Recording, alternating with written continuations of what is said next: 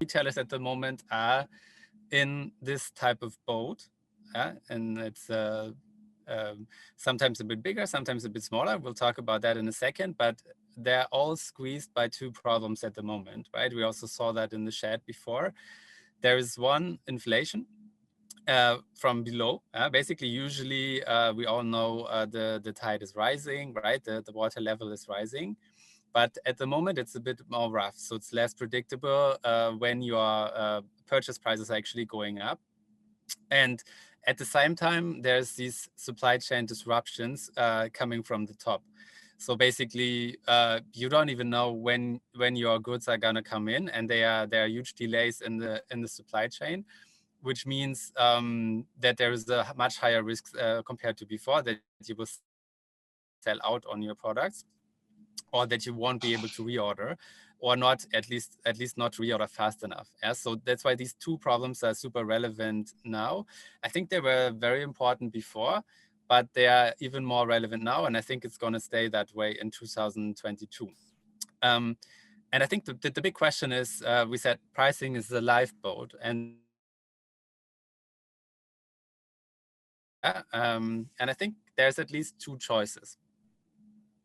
So one choice would be, if you have kind of the old school boat, which we see in the first line, I would call it a rule-based pricing approach. In this case, you already have your rules set up. So it could be, for example, a simple rule would be a margin, cost plus pricing.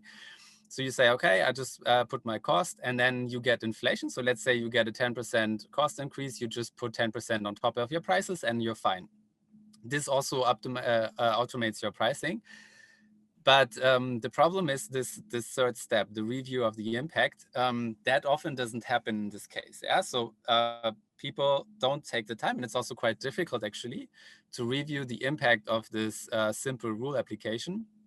And even if the rule become more complicated, it even becomes more complicated actually. Yeah, so let's say you are following the prices of some of your competitors, and then you have some minimum margin, and then on top you have some stock minimum level or something like that. That's all very nice. It will work. It will automate your pricing, but you don't know actually what you're doing, because the truth is you are just running this rule, and you don't know what's going to happen actually.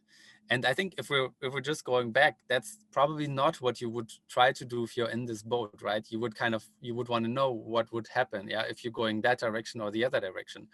If I'm going that way, is there a storm, or is it going to rain? Or should I go the other way, right? And that's why I think all retailers will switch to predictive pricing in the next 10 years for sure, not in 2022, but over the next years. And the difference of predictive pricing is basically you still can do exactly the same. You can set your rules. One difference is that you can also set your targets. So you can actually tell the tool what you want to achieve in terms of revenue and profit. But then there is this review impact step. It's already happening after the target setting and the rules. So basically, you can already know, okay, what is going to be my impact of what I'm trying to do here on my bottom line, on my top line. And only if you like that, you're going to upload. I think that's the big difference between these two approaches. And I think the second lifeboat is much more attractive because it's predictive. Yeah, you already know what's going to happen.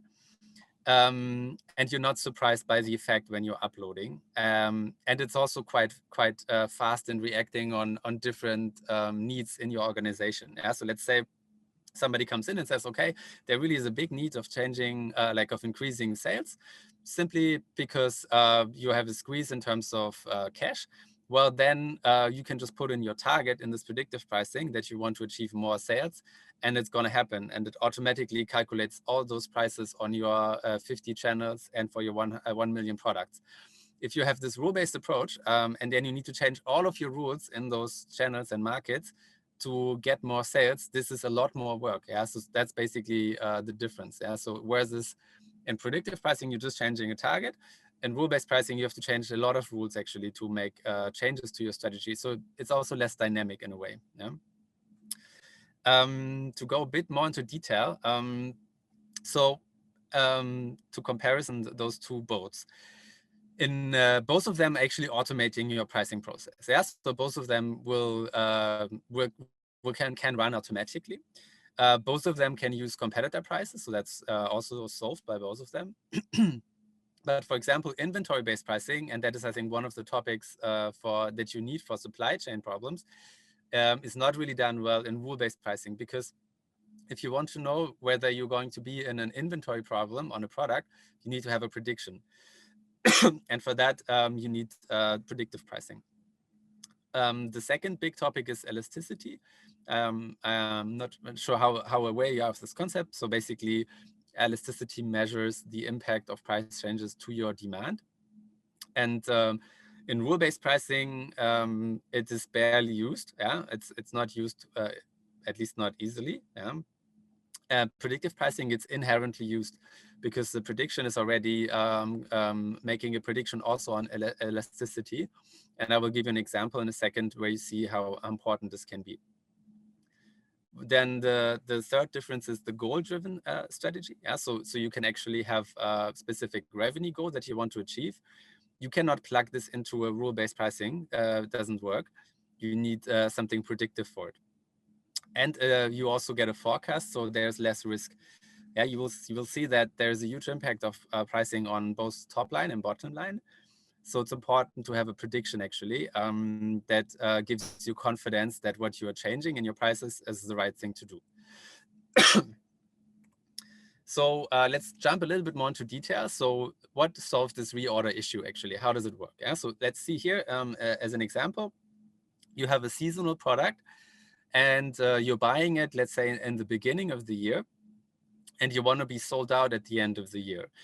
Ideally, the blue curve is your sell-through rate curve, right? You're starting at 0%, and then you sold all of your products at the end of the year. In many retailers, this is not what happens, yeah? So even at Zalando, I remember, we sometimes had the UK selling all of the nice sneakers from Adidas in like 1 week because they made a sale on them and then the stock was gone. And we were not able to reorder this product actually. Yeah, so there's often the situation that you are reacting with your prices because you think it's good, and it's actually leading to a lot of short-term profits.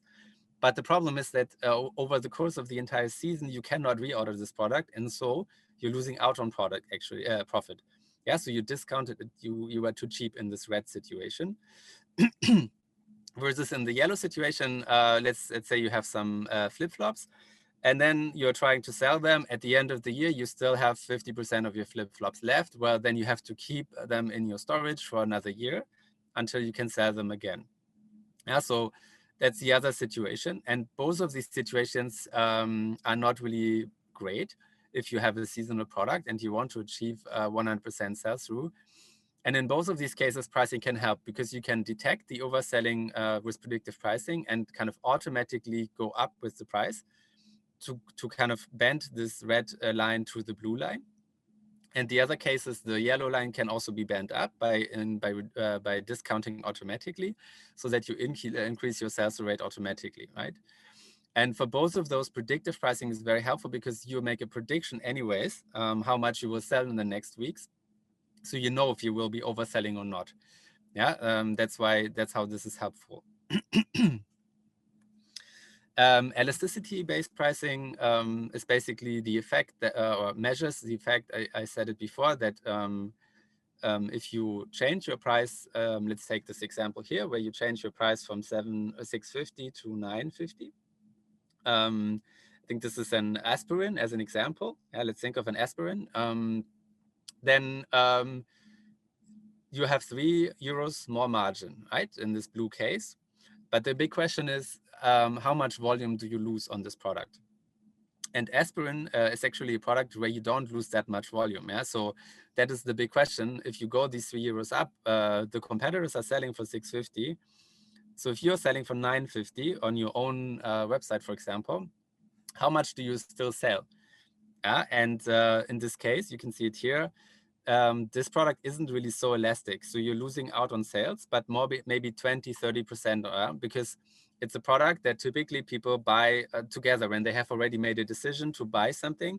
They say, okay, anyways, I have a basket open. I'm just going to also buy some aspirin. I will need it at some point. Yeah. So this is a typical product where you don't have to follow competition necessarily, where you can actually be much more expensive. And in all retailers, these products exist. And the big question is, how can you find them? So yes, you should be competitive on some products, but you cannot be the cheapest on all products. It's impossible. And you have to make sure you pick the right ones where you make a higher margin. And then there's other products where you're really competitively priced. And that's what also predictive pricing can do for you. It can kind of automatically detect the products which are elastic, where you should be cheap, and the ones where you should be more expensive. And this is not necessarily, it sounds complicated, but it can also in the end look like this. Yeah, so it doesn't have to be complicated. It can actually look like this curve. So in this curve, for example, you see this is a prediction for 2 weeks, and it predicts your revenue and profit for the next 2 weeks. And you can see that the green dot here is basically the prediction when you don't change anything. Yeah, so in this case, you make like 950,000 euros in turnover and 260,000 profit.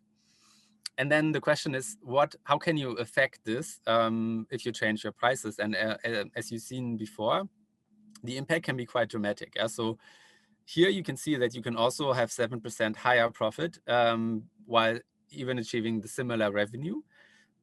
Or you could actually increase your revenue by 100,000 euros and have the same profit. So predictive pricing actually offers you the options that pricing gives you. And here you can actually steer this super easily with your shop target. Yeah, so just a shop revenue target, nothing else. So what I'm saying is that doesn't have to be complicated to use this. It can be actually much easier than the rule-based approach, because if you want to go from your current situation to 1.1 million euros revenue with a rule-based approach, you need to change all of your rules manually, right? There's in rule-based pricing, there is no revenue curve like this. And so basically you have to manually adjust all your rules, and that's going to be a very painful process actually. So maybe in short, what are the benefits and why is actually predictive pricing the lifeboat, or maybe also the better lifeboat compared to rule-based pricing? It achieves higher profit because it uses elasticity analysis, and also it can much better perform like logistics and supply chain analysis because it has a prediction. It predicts sales, so it can actually compare your stock with the predicted sales. Here there's target steering. Yeah, so you can actually know, okay, if I'm doing this, then this is going to happen. There's less work because you can see it's super easy. You can just basically even do it on your cell phone almost. Yeah. And there's a prediction included. Yeah. So basically, let's imagine ourselves back into that boat. You also get a prediction. You know what's going to happen. Yeah, what's going to happen in the next 2 weeks. And I think if you were really sitting in that boat, if you imagine yourself, let's go back. Yeah. I think you would want to have some security, right, in that situation. You would want to know what's going to happen in the next 2 weeks if you're on that boat. And I think that's why predictive pricing is the right answer. Yeah, thank you for your attention. I'm happy to answer your questions.